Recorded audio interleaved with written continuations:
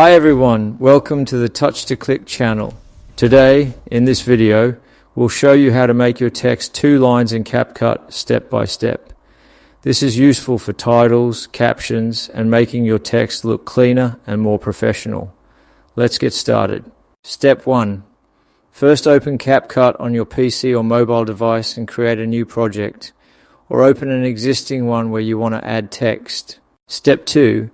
Click on the text option and drag and drop the default text.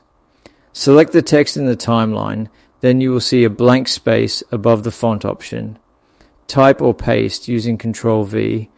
Add the largest text you want to appear on the screen. Step 3. To make the text 2-lined, place your cursor where you want the line break. Now press the Enter key on your keyboard if you're using CapCut on PC. Step 4. Your text will now move to the next line, creating a 2-line text layout. Drag and resize the text box if needed, and position it anywhere on the screen. You can also apply animations, fonts, or effects to enhance the look. Step 5. You've successfully made your text 2 lines in CapCut.